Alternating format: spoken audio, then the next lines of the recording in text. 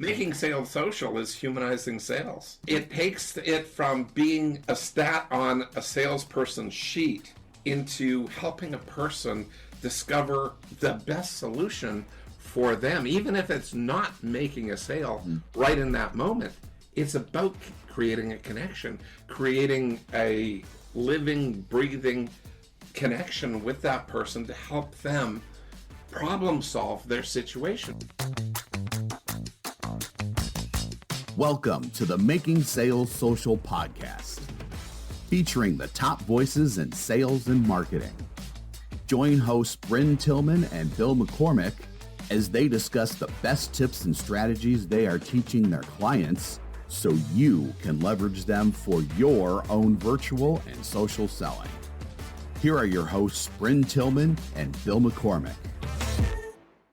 Welcome back to Making Sales Social Live. I'm Bill McCormick. I'm Bryn Tillman. And Bryn, who's joining us today? We have Blair Dunkley, who I met at a networking meeting for podcasters and guests and really hit it off. And he talked about a topic that I'm excited he's going to bring to the table today, which is igniting the buyer conversation. And that is really all we talk about, not all, but a huge piece of what we talk about is how do you start that first conversation? So Blair, welcome to Making Sales Social. Tell everyone a little bit about yourself. Thanks so much for having me here, guys. Super appreciate it. Well, I've been in the field for quite a number of years, like going on 40 plus years.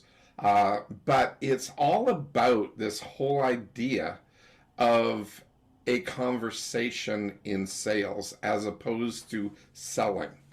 And so that's what it's really all about. So we all have to know how to ignite that buying conversation. And that's what the name of my program is. That's what I train on. That's what I have done a lot of my focus and research on for 25 out of those 40 years. A little bit of the background is I had a I'm a past president of a college called Life Skills Colleges. So what we needed to do is we needed to help people with very small personal issues. Well, not very small, very huge personal issues. Actually, 80% of our population, of our student population, was potentially suicidal back at the beginning of doing the college work. And we had up to 1,000 students a year. So we took some basic fundamental research that the government did and tweaked it. And yes, this does come into sales in a second year, so I know I'm leading you down a rabbit hole, but it's a very short one. But the bottom line here is the research that was done identified these things that eventually morphed into what I call mind models. And while I was morphing them, a dear friend of mine, Ray DeChamplain, at the time he was a Xerox sales manager, and he said, I'm having a tough time with my people. I'm making quota and everything else. Can you come in and speak to them? And I was working through them. And this is, back in the 80s, 1980. So this is a long time ago. In the beginning. And this was formulative seed of my research for the next 25 years. I asked a question to all of those salespeople, and those salespeople said one simple thing. I just asked them, how many here like being sold? And these are top salespeople. Mm-hmm. Only 40% of them put up their hand.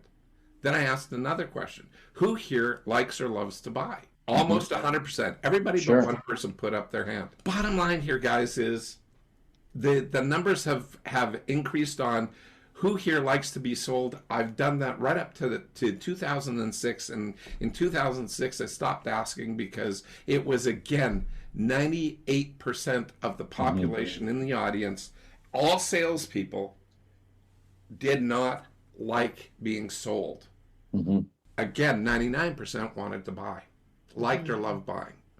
So are we approaching sales, traditional sales, from an effective place? Mm-hmm. That's what I started researching. I continued researching and found that people don't need to be sold. They needed to be guided through a buying conversation. Mm-hmm. That's the big issue today because people try to manipulate people into buying stuff, into sales, into doing all this stuff. And people have like all these alarm bells going off saying, I don't need this, or I don't want it, or I don't like you because you're pushing me. Not because I don't like the product, want the product, or need the product. It's I don't like you. Yeah. So this is fascinating. I can't wait to dive in. But first, Blair, we ask all of our guests the one question right at the beginning, and that is, what does making sales social mean to you? Well, I think I've partially answered that right off the hop here. Making sales social is humanizing sales. It takes it from being a stat on a salesperson's sheet into helping a person discover the best solution for them, even if it's not making a sale right in that moment. It's about creating a connection, creating a living, breathing connection with that person to help them problem solve their situation. Because every time somebody's buying, it's because they have some kind of problem that they need to overcome every time, without exception. I love that. I have a series of questions running through my head, but I'd love to start with, how do you start the conversation? Are you doing this? Where are you finding the people? And how are you starting that conversation? It depends on where you are out there. You know, I do podcasts, but, you know, normally what it is I go, hi, you know, and then that's how you start the conversation. Hello, how are you? And you know, you can ask a simple question. What seems to be the problem? Or what are you looking for? Or depending on your industry, there's subtle differences, but it's always a simple opening of greeting and saying, tell me a little bit about you, your situation, and what you're looking for. I love the concept, but I'm going to go one deeper on that, because often the people that we're talking to don't even know they need us yet. So I feel occasionally if we ask that, now if they raise their hand and say, I want to learn about how you can help me, I love that question. What do you do with the people that you're having conversations with that don't even know they have a need, and they're just talking to you because they like you? And, you know, we want to determine whether they're a prospect or not. You know, how do you start that conversation? Well, again, it goes back to getting that person to talk, not to pry, but to discover. And it's a discovery process. So again, it comes back to literally, you can guide it to, are you in sales? Do you talk about sales? Like for me, it's about that. But for me, it's also, I cheat a bit. I'm a profiler. I listen to language patterns. I tell people all about themselves. It takes me about 10 to 30 seconds. But so that gives me a cheat sheet into their brain. But I also teach elements of that in igniting the buying conversation. So you can literally hear how somebody is thinking in real time. So that's fascinating. And most of us aren't profilers. And Right. I immediately went to Criminal Minds and that. But so I think what I hear you say is, as salespeople, we really have to be curious. We have to be curious about the other person, authentically and genuinely. You know, so we live in the LinkedIn world. There is a lot of inauthentic and disingenuous curiosity out there. You know, love the work you're doing with ABC when they haven't even looked at your profile. So, but I think that's what I hear. We have to authentically be curious about the other person and really care. Is that true? Oh, very true. Actually, we get into this whole thing about creating, before we get into that authenticity, we need to do, I've created this whole body of work called mind models. So one of the first things that I train in mind models and in igniting the buying conversation is a thing called safety versus comfort. So people commonly confuse safety and comfort. They think that when they're uncomfortable, they're unsafe. But when you're in a buying scenario, like when you've got a buyer, a prospect in front of you, do you think that their hackles might be up? That they might be a little bit, a few walls between you and them? So do we have to pay attention to the idea that they may be feeling potentially that they're about to be attacked. So what we want to do is understand the dynamic between being safe and uncomfortable. Now, how come uncomfortable? People don't make change when they stay comfortable. Right. Status quo is our enemy. Exactly. So that disingenuous opening is love your work, love whatever, and they haven't even looked. That's just trying to, pardon me for being blunt here, but suck up.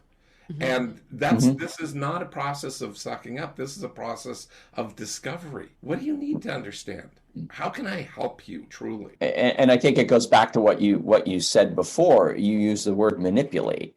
Correct. And I think too many salespeople are trying to use manipulation as a shortcut in order to start some type of relationship, especially in social and online, so that they can pitch their product or service, so they can check that box to say, okay, I did that. Maybe go back to the boss, say, yep, I did 5 connections today and pitched it to all 5 and got nobody in return. Right. So I think that's a big part of it. I like the idea of creating safety, but also understanding that we want them to be uncomfortable because we want them to see the need for change, because that's what people are buying. They're not buying our product or service. They're buying the outcome that we produce for them. Always. And the outcome that we're producing for them has to be, if it's a value, has to cause change in their life. Because that's what they're like, I've heard this so much. People buy value. And I go, well, that's true, but people buy value that changes them. And without change, do you buy value that won't change you? Yeah, we talk a lot about kind of the 5 things that your content needs to do or things you need to do. And, it's resonate, create curiosity, teach them something new that gets them thinking differently about their current situation. So to your point, and then the last one is create a compelling moment. But your point is you can teach them all kinds of value. You can bring all kinds of value. But if you don't get them to think differently about their current situation, that value isn't going to help move them closer to your solution. Not at all. And so you have to cause them to connect safely with the discomfort. So give us a couple of tips or kind of that dive deeper of how do you create a safe yet uncomfortable environment? Looking to up your LinkedIn game? The Social Sales Link team has you covered with our LinkedIn Sales Accelerator, a guided social selling program that includes training, coaching, and so much more. Visit socialsaleslink.com/in for more details. Again, that's socialsaleslink.com/in.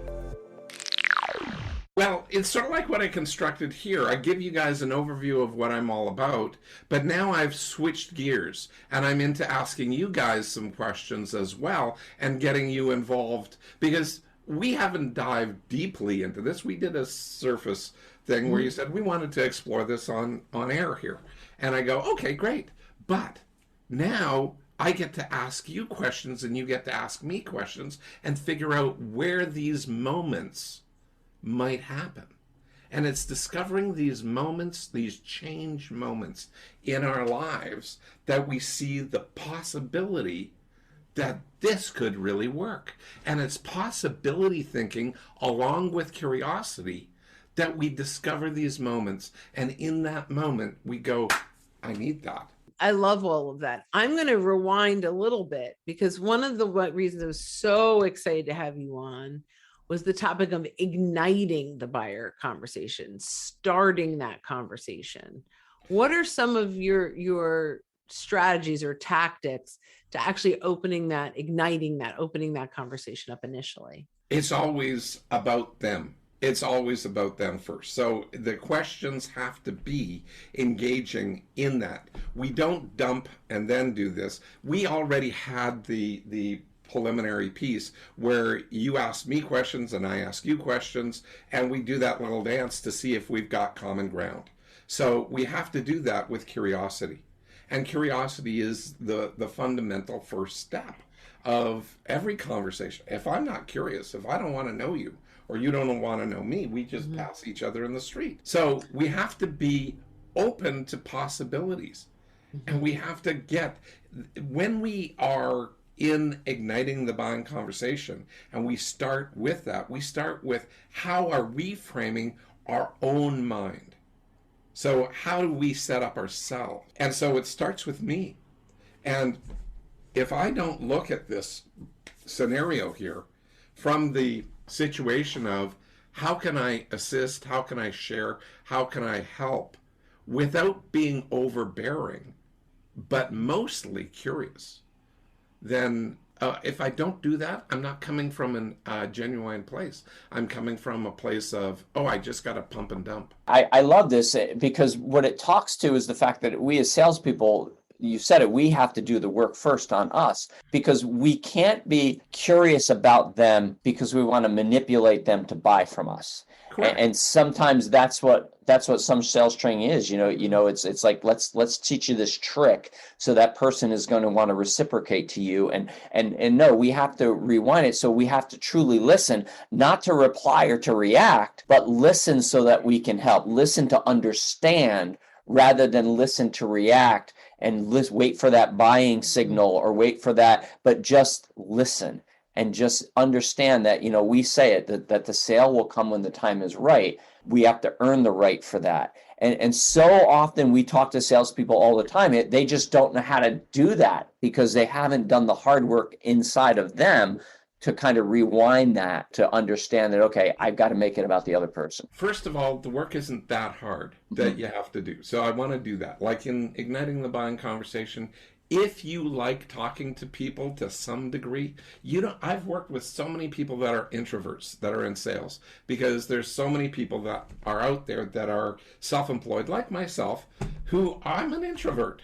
And I needed to figure out a way to get myself out there on a more effective way. Well, if I park myself and focus on somebody else and see how I might be able to assist them, all of a sudden, it's not about me. It's about them. And my curiosity, if I go, how do I close? How do I close? How do I close? I'm going to push them away, because everybody is doing that to some way, form, or fashion. And it's about doing that. But if you just allow yourself to get curious and to seek understanding, because what's the number one thing that everybody needs? The most powerful emotion that's out there. And it's not love. It's to be understood. Bingo. To be accepted. Think about this. If you're not understood, do you feel loved? No. So guess what? Understanding is more basic, more fundamental. In fact, it's one of two fundamental emotions that exist. When I was doing my research, it became apparent. When you're born as a baby, you have two emotions that are really there, hardwired into you for pure survival. There are others there like that you can get into, and I won't get into the science of this, but the bottom line here is the number one thing that a baby has to have in their brain development, and this is way before all of the incubators and everything else that they have now for keeping preemies alive and whatnot. But back in the day, they couldn't always do that because we didn't have the technology. And the number one thing in the APGAR test, there's 9 things that they test for with a newborn. And one of them is curiosity. And if the baby won't root around to suckle and to take nourishment, if the baby just cries due to hunger, but doesn't root around to latch on and to be able to find food, they used to die. Mm-hmm. Okay? Mm-hmm. And that means their brain wasn't developed enough to take that discomfort, that hunger, pain, and flip it into curiosity and find. They could smell it, they could do it, they could do everything else. They could root around and find the nipple to latch onto, but at the end of the day, when their brain wasn't developed sufficiently, they die. And the second thing is understanding. They have to understand that connection. So they get the food. They have to put those two things together to know, oh, I get it. Okay, hungry, cry, food. Okay, this is how it goes. I get it next. Understanding. And warm, cuddling, taken care of by mom. Nurturing, yeah. Nurturing. So all great stuff. And I'm sure we could really relate that all back into sales in some way. I do want to get to the understanding piece for a moment. Some of the challenge, I think, for some salespeople is we sit there, and if we start the whole conversation with, Blair, really great to be talking with you. I'd love to hear what's keeping you up at night. And sometimes that's like the worst thing you can do, right? Like, absolutely. Right. It's dangerous. They don't even have a direction yet. So I just want some clarity around the questions, that just coming in there and saying, how can I help you, without anything in advance, is that, like, kind of give us some clarity around that conversation and how to start that. I don't want to jump in there and ask, how can I help you? Okay. It's what I want to do is I want to ask a question that is adapted to each scenario, but it goes, what seems to be the problem? Now I stress seems, because I don't want to say what is the problem, because I confront them and I go whap in their face, and I go, no, because the problem, we have to understand, as the person who is guiding a conversation, their problem is between their head, like between their ears. That's where their problem is. It's in their mind. They think it's outside of themselves 99% of the time, but it's actually between their ears, because it's a perceived problem. If it's a perceived problem, then what seems to be the problem helps hold it between their ears. When it's like that, they don't get overwhelmed as easily. And if they get overwhelmed, they'll probably shut down, because they go, this guy's trying to sell me something, I'm out of here. So tell me your problem. No, don't need it. So what seems to be the problem? Yeah. And if we back up here is, we can go one earlier or one different depending on that.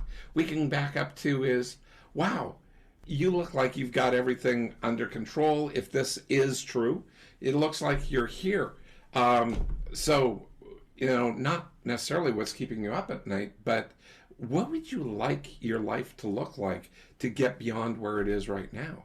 Where would you like this to go? Yeah, we often will start a conversation with, after some rapport building, when you scheduled this time with me, what were you hoping you were going to get in our 30 minutes together? Yeah, but the thing here that you stated, it was after rapport building. So that's the critical piece. You have to have, I always say that you have to have a relationship sufficient to do business. So, and that's not a lot, but that is, the person has to perceive you as honest, as sincere, and as curious. I love that. Awesome. Well, wow. So unfortunately, we are already coming to the end of our time together. This has been fascinating. So Blair, just tell our listeners, how can they connect with you and stay in touch with you? Well, one of the things is because this is a social network, and keeping sales social, I like being social with people too. So if people would like to find out more about igniting the buying conversation, I give people a 30-minute free call with me to see if taking the training would be useful for them, and to see if that would be in alignment. So I do profiling, coaching, and position that to help people make breakthroughs. If I can help them make a breakthrough right there on that 30-minute call, I do that. If not, maybe more training might be an appropriate way for them to move forward. So where do they find that? What's the but I'll give you a link. So it's just simply a Calendly link that they'll have for your podcast. And you can just post it along with this. So it'll be there, and people can just get a 30-minute free call to see if this aligns with them. Fantastic. Well, thank you for that very generous offer. So listeners, we'll put that in the show notes. Did you have something else? Yeah, just something else. If they want to find out more about mind models, and all of the mind models that I teach in this book called Ultimate Mind Hacking, the book Ultimate Mind Hacking is on Amazon, so if they want to look it up and do that, they can do that. And there are 16 fundamental mind models, 16 of the big ones. I teach more than that in Ultimate Mind, in Igniting the Buying Conversation, but in Ultimate Mind Hacking, there's 16 that you'll learn there. And rewiringthemind.com Yes. is your site. Terrific. Yes, it is. Fantastic. So make sure you check out Blair's site, and also we'll put in the show notes a link to the book and also a link for Calendly if you'd like to book that free session. Blair, thank you. That was very generous of you. So thank you, listeners, for listening on another week. And don't forget, as you're out and about this week, to make your sales social. We'll see you next time. Bye-bye, everyone. Thanks for listening, and join us again for more special guest instructors bringing you marketing, sales training, and social selling strategies that will set you apart. Don't forget to subscribe to get the latest episodes from the Making Sales Social podcast. Leave a review down below. Tell us what you think, what you learned, and what you want to hear from us next. You can also listen to us on Apple Podcasts, Spotify, Stitcher, and Google Play. Visit our website, socialsaleslink.com, for more information.